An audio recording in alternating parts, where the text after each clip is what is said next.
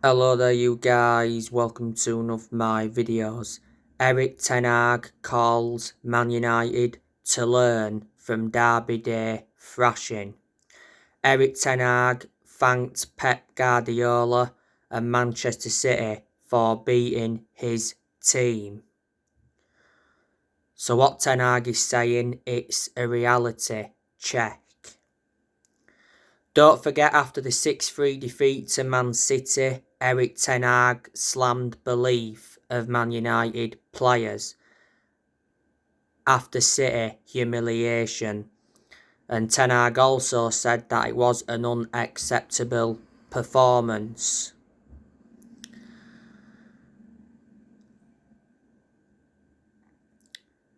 So I'm hoping Manchester United can bounce back this evening against Ammonia Nicosia.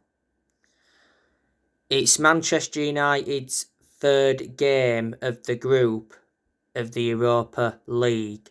So far, Manchester United have played 2 games in the group. We lost our opening game against Real Sociedad 1-0, but we shouldn't have lost that game because Lisandro Martinez got controversially penalised for the handball, and it was never a handball by Martinez. Plus, we had a goal disallowed in that game.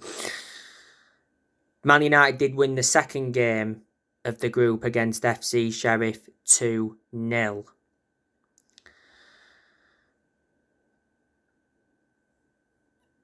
By the way, Raphael Varane is out, so he won't be playing this evening. Varane picked up an injury in the 6-3 defeat to Man City. Harry Maguire will be playing no part because he's out with injury. Not so long ago, Gareth Southgate confirmed that Maguire picked up a hamstring injury. Maguire probably wouldn't have started anyway because he's no longer one of our first choice centre-halves following the arrival of Martinez.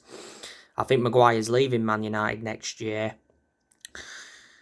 Van der Beek, obviously, he's out with a knock. Wan-Bissaka has not travelled. He wouldn't have played anyway because Diego Dalot is Manchester United's first choice right back. Brandon Williams, of course, is still out with injury, but he doesn't get in the team anyway.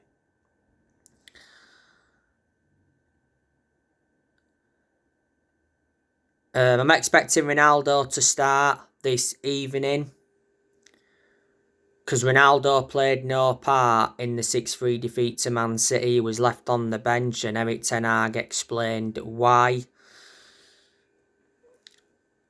Ronaldo is unhappy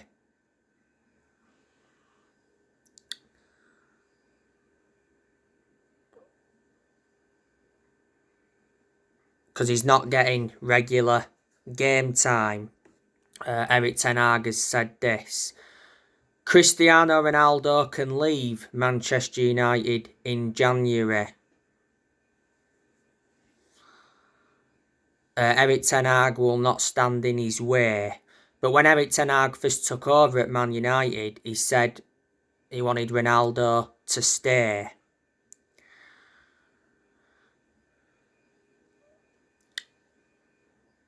Ronaldo's contract at Man United expires next year. There is an option to extend for a further year. Man United re-signed Ronaldo last year from Juventus, so Ronaldo's been in his second spell at Man United. Ronaldo did score his first goal of the season in the 2-0 win against FC Sheriff. It was from a penalty, and it was Ronaldo's 699th career goal.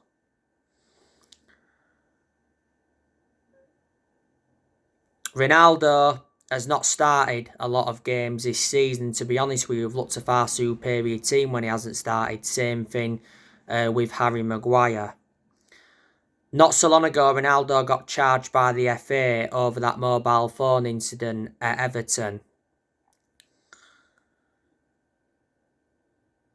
Ronaldo got cautioned for the incident back in August. After the incident, Ronaldo apologised on social media. Manchester United's next league game is Everton on Sunday.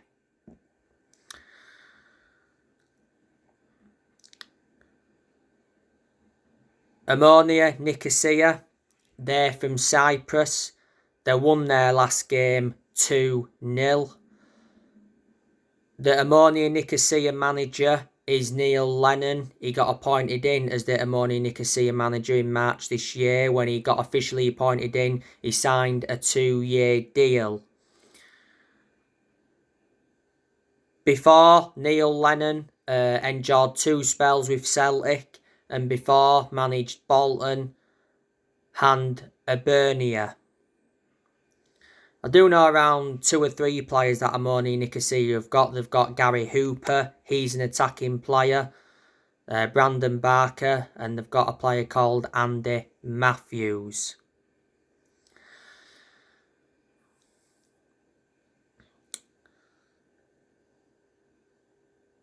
Erik ten Hag, I have not once prejudged him since he got appointed in as the Man United manager.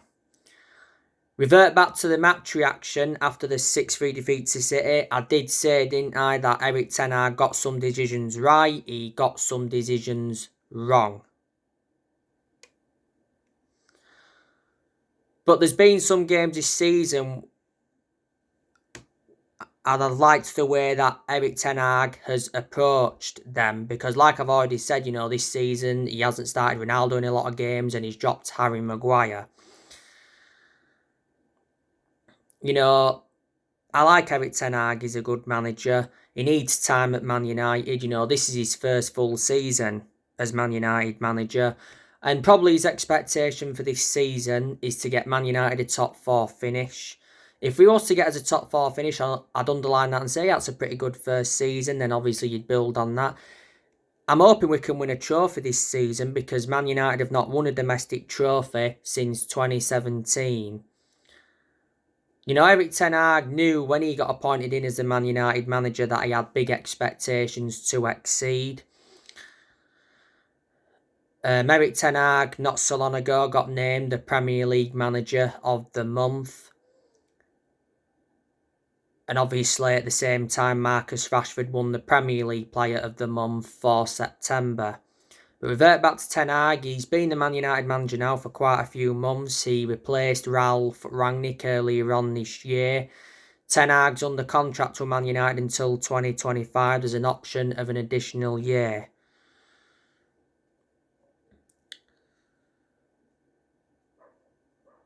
Revert back to when ten Hag was at Ajax. He did very, very well because he won Eredivisie titles, he won some Dutch Cups, and revert back to 2019, he got Ajax to the Champions League semi-finals and he developed the young players well. In the past, Erik ten Hag's managed Utrecht, Bayern Munich's reserves and Go Ahead Eagles.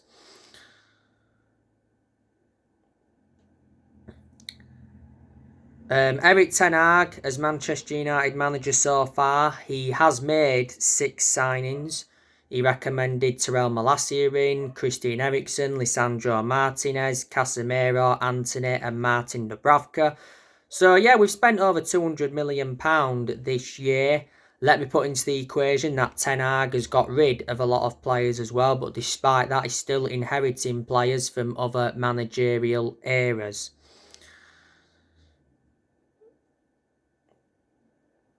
Ten Hag has already revealed his transfer plans for January. The other week, Ten Hag said he'll continue to hold meetings over strengthening the squad. Ten Hag's going to get a transfer budget of around 70 million. The January transfer window will be second transfer window as Man United manager. There's a lot of players Man United have been linked with. There's been a lot of narratives coming out regarding Jude Bellingham. There's been rumours still about Frenkie de Jong. We've been tentatively linked with Harry Kane. We've been in for that Gakpo as well. So yeah.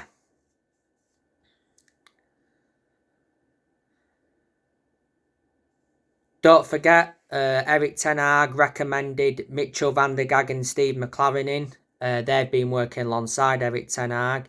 We've got Benny McCarthy at the club. We've got John Murtough, who's our Director of Football. We have Richard Arnold, he's our CEO. Earlier on this year, Sir Alex Ferguson came back to Manchester United in an advisory role. And obviously the Glazers are still at Manchester United, and the Glazers have got to go because they've been a massive problem now for a long, long time. And for a while, a lot of United fans, or should I say all United fans, have been protesting against the Glazers. The Glazers are just borrowing money from the club, because not so long ago Man United confirmed that they'd paid out 33.6 million in dividends, mostly to the Glazer family, of the financial year 30th of June 2022. The Glazers have owned Man United since 2005, so they've owned the club now for around 17 years. So there you go. But we've seen a lot of players leave Manchester United this year. Of course, we sold James Garner to Everton. We sold Andres Pereira to Fulham. We let Jesse Lingard go on a free transfer to Forest. We let Edison Cavani leave on a free. Juan Mata left on a free. We loaned Ethan Laird out to QPR. We loaned Hannibal Mejbri out to Birmingham. We loaned Amad Diallo Traore out to Sunderland. We let Matic go on a free to Roma, so he's reuniting with Jose Mourinho. We let Paul Pogba go for the second time on a free early on this year. He went back to Juventus. We loaned Alex Telles out to Sevilla. I reckon we'll get rid of him permanently anyway. We loaned Eric Bailly out to Marseille. He's another one who I think we'll get rid of permanently. Man United also loaned Dean Henderson out to Nottingham Forest. We let Lee Grant leave earlier on this year. And quite a few young players left. And like I've said, more players are going to be departing the club next year. Like I said, De Gea, he's nearing a Man United exit. Atletico Madrid are interested in re-signing him. He was at Atletico Madrid before he came to Man United, and De Gea is wanted by Juventus on a free transfer at the end of the season. Said Man United could let De Gea leave on a free at the end of the season. Luke Shaw could leave next year as well, because there's no way back for him in the team now, because Malassi is our first choice left back. Luke Shaw's injury prone anyway. Phil Jones, he'll be going next year. I think Brandon Williams will be leaving next year, because again, he doesn't get in the team. Lindelof, I reckon he'll be leaving next year. Tuanzebe, he'll be leaving next year. Last season, he was out on loan with Villa. Well, he's enjoyed 3 loan spells with Villa. Maguire, I think, is leaving next year. And Wan-Bissaka, very good chance he'll be leaving next year, because he don't get in the team now, like I've mentioned, because Diego Dalot is our first choice right back. Fred, I reckon he'll be leaving next year. He's no longer one of our first choice centre midfielders, following the arrivals of Casemiro and Christian Eriksen. And Ronaldo, good chance he's leaving in January. I reckon we'll also sell Anthony Martial. He don't get in the team much. He's had a few injuries this season. He come back from injury against Man City, and he came off the bench and scored 2 goals, to his credit. Last season, Martial was out on loan with Sevilla. So there you go. So anyway, guys, that's everything to update you with. Drop your comments, likes below on the channel. If you do, consider subscribe as always, and take care. God bless, and I'll see you all again very, very soon. Thanks for watching.